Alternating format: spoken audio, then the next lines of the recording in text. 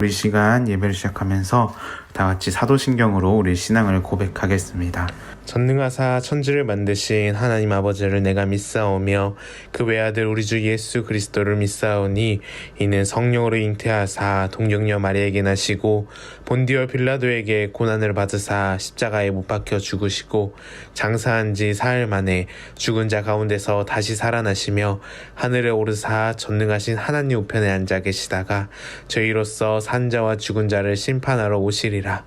성령을 믿사오며 거룩한 공회와 성도가 서로 교통하는 것과 죄를 사하여 주시는 것과 몸이 다시 사는 것과 영원히 사는 것을 믿사옵나이다. 아멘.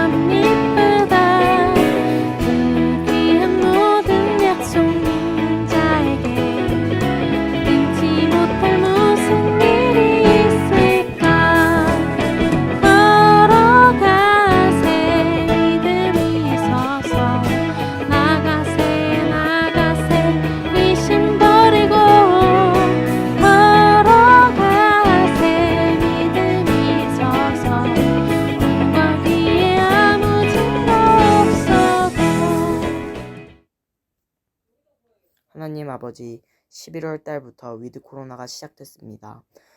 현재 확진자가 많이 나오고 있지만 그 확진자를 치료해 주시고 더 이상 코로나 확진이 되지 않게 해주세요. 그리고 강당에서 예배드릴 때 아픈 사람 한 명도 없게 모두 예배드리게 해주세요. 예수님의 이름으로 기도합니다. 오늘 함께 볼 하나님의 말씀은 에베소서 2장 19절입니다. 에베소서 2장 19절. 우리 함께 읽어볼까요? 네, 시작. 그러므로 이제부터 너희는 외인도 아니요 나그네도 아니요 오직 성도들과 동일한 시민이요 하나님의 권속이라. 아멘. 안녕하세요 친구들. 어떻게 한 주간 잘 지냈나요? 오늘은 아주 중요한 광고가 있어요.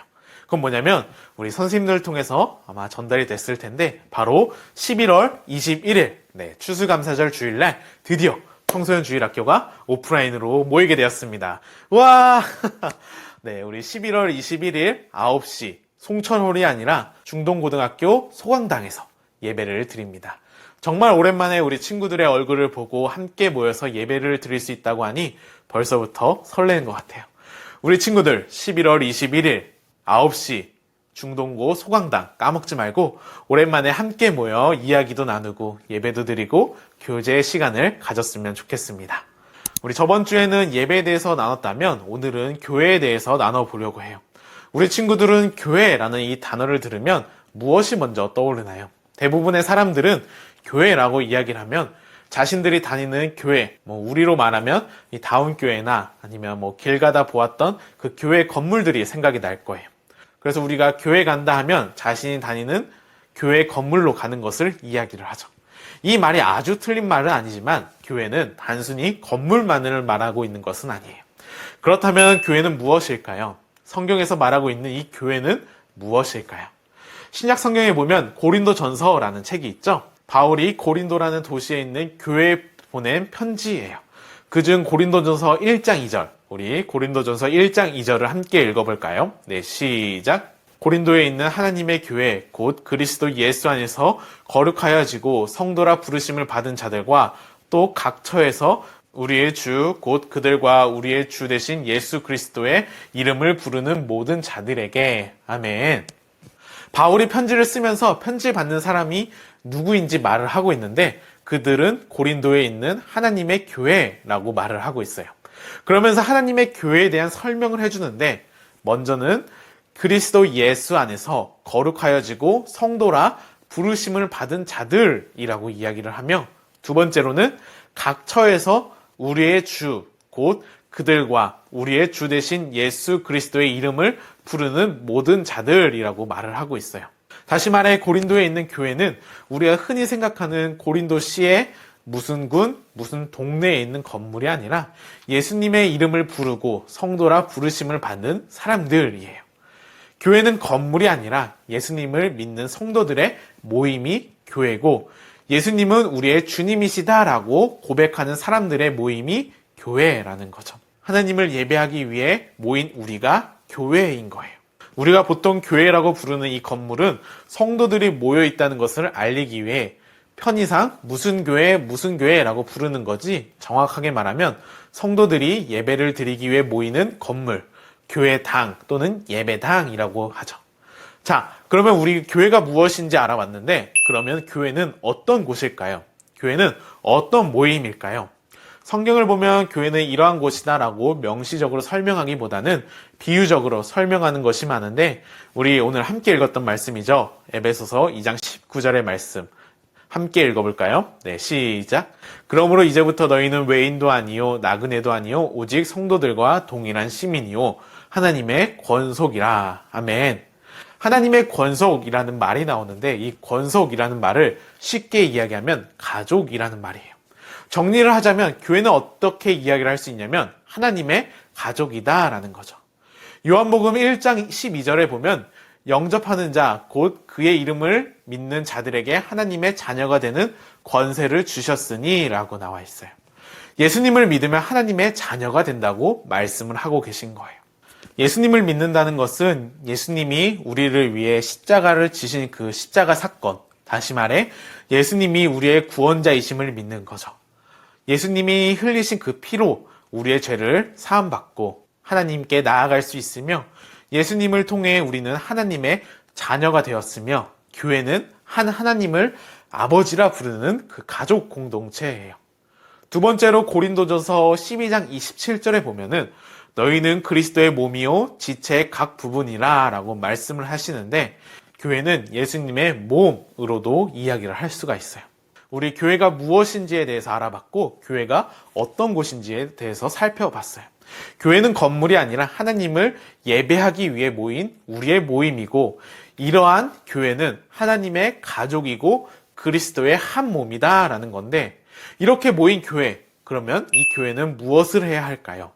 우리는 원조를 좋아하죠. 그래서 이렇게 가게들이 있는 그 곳에 가면은 가게마다 원조, 원조 순댓국, 원조 족발 이러면서 여기가 원조다라고 이야기를 하고 있어요. 교회도 원조, 다시 말하면 시작이 있어요. 사도행전을 보면 교회의 시작, 초대교회의 모습을 볼 수 있는데 우리 사도행전 2장 42절의 말씀을 같이 읽어볼까요? 네, 사도행전 2장 42절입니다. 그들이 사도의 가르침을 받아 서로 교제하고 떡을 떼며 오로지 기도하기를 힘쓰니라. 아멘.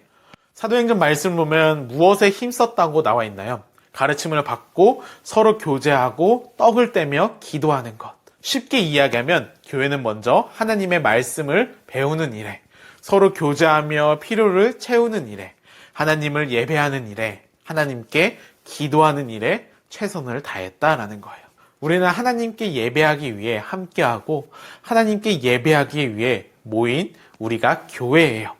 그리고 우리는 하나님의 가족이고 한 몸이 되었어요. 그래서 우리는 서로 시기하고 질투하며 다투는 것이 아니라 슬픔을 같이 하고 같이 아파하고 기쁨을 나누며 서로 사랑하는 거죠.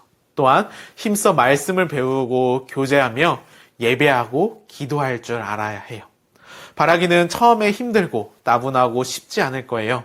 말씀을 배우는 것도 지루할 수 있고 교제하는 것도 어색할 수 있고 매주 예배 드리는 것이 힘들 수도 있고 기도하는 것이 어색할 수 있지만 모든 일에 다 적응하는 시간이 필요한 것처럼 조금씩 익숙해지면 말씀을 배우는 것이 얼마나 재미있는지, 서로 교제 나누는 것이 얼마나 즐거운 것인지, 예배하는 것이 얼마나 감격스러운 것인지, 기도하는 것이 얼마나 감사한 건지 알아가는 우리 친구들이 되기를 소망합니다. 이 시간 말씀을 생각하며 찬양했으면 좋겠습니다. 함께 부를 찬양은 기대입니다.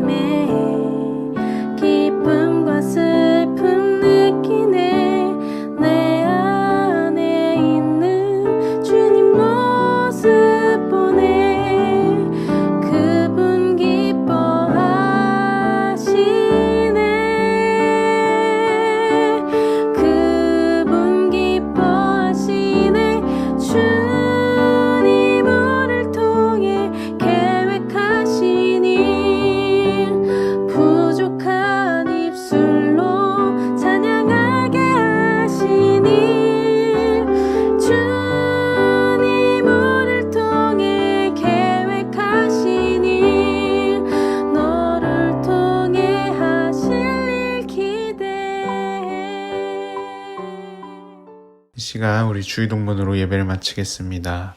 하늘에 계신 우리 아버지여, 이름이 거룩히 여김을 받으시오며 나라의 임하옵시며 뜻이 하늘에서 이루어진 것 같이 땅에서도 이루어지이다.